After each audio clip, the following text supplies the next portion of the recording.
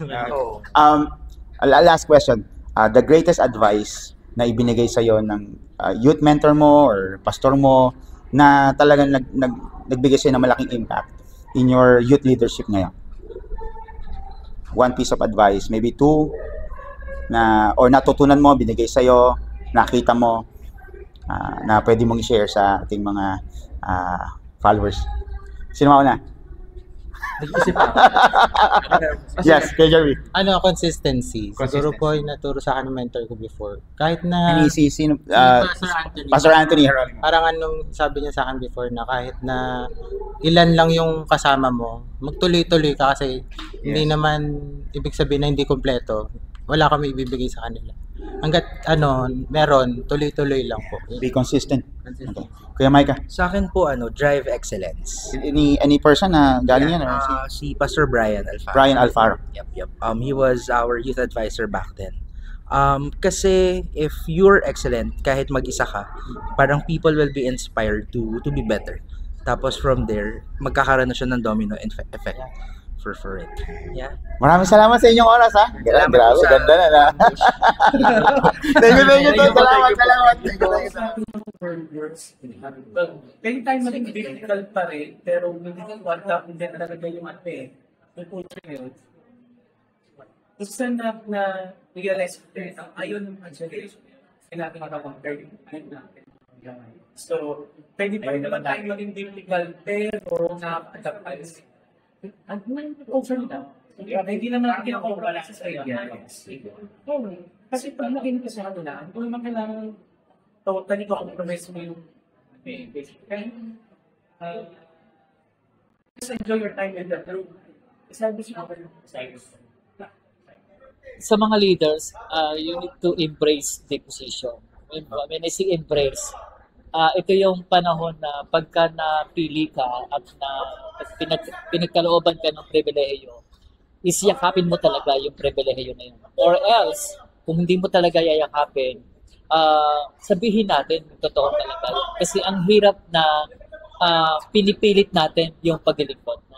Mahirap, wala tayong bayad dito, wala tayong natanggap.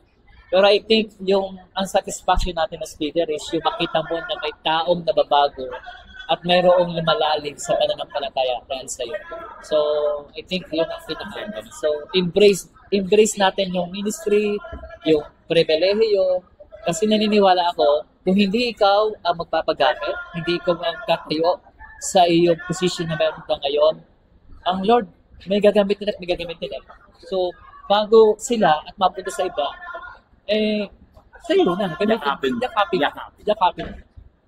Yakapin ng bombo. Yes, youth leader pastor ay lahat ng bagay sa mundo ay temporary lang. Nandito kami bilang isang example. Darating yung panahon, mapapalitan kami. So, wala kaming karapatan para magyabang. Dahil nandito kami, kasangkapan ng Panginoon, papalitan kami. Ganon din naman yung mga ibang henerasyon, papalit sila sa amin. At gagamitin din sila ng Panginoon. Kaya wag silang matakot. So we're here to serve. Yes. Yun lang talaga ang prinsipyo ng dapat ng isang leader ng kabataan. Galing. Salamat sa oras mo. Thank you. Sinabi rin to sa akin Actually, di bata yung elder na matanda.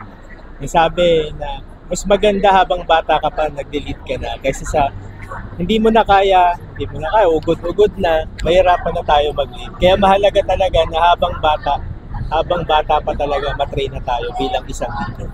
So, as a youth leader, yun talaga yung maganda ng solusyon. Shoutout ka muna sa taga-Tungko. Shoutout taga-Tungko. Congratulations! Salamat Kuya Mark po. Kasi kami natin sa regalo sa akin. Hindi ako, nag-college ng ibang na ako regalo so, mas biglang iba yung Na-level up yun responsibility hindi lang basta pero talaga. So, mas parang lumigat, parang nandun kasi interpretation sa Islam, mas tingnan mo. Parang bigger na. Okay, bigger po. Hindi, nakatingin mo.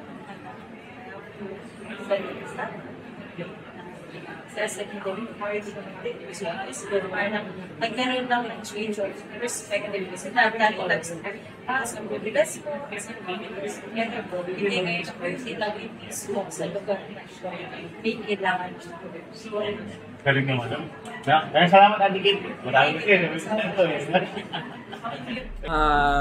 Mula kay Kuya Atan na narinig niya din sa isang manggagawa, ang sabi is ang paglilingkod sa Diyos ay hindi pagalingan, pasunuran. Ayun po. Ganda nun. Hindi pagalingan, pasunuran. Salamat Kuya Arnold. Thank you po. And again, congratulations. Salamat po. Congratulations. Thank you po.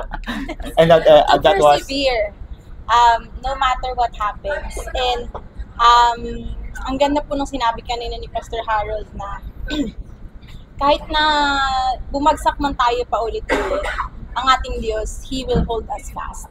So, kailangan lang po talaga nating tiyagain sa buhay kahit na, Lord, ayoko na, pagod na ako. Talagang yung paghawak doon na hindi tayo pababayaan ng Panginoon. Amen. Maraming salamat Ate Kay. Thank you. Bilang worker, bilang leader ngayon, siguro greatest advice, read books pero magbabad kayo sa Bible. Again, ulitin natin yan.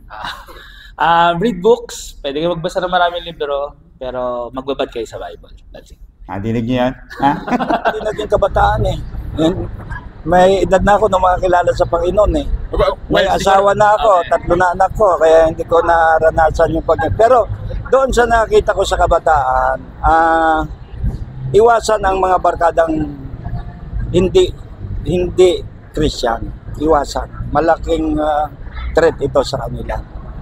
Dapat huwag makipagbarkada sa mga hindi Christian. Although kailangan sila na i-witness sila, makakilala, pero huwag makibarkada. At talagang magbigay ng panahon sa ministry. Kasi ang kabataan, siyang maasahan natin kasi malalakas pa yan.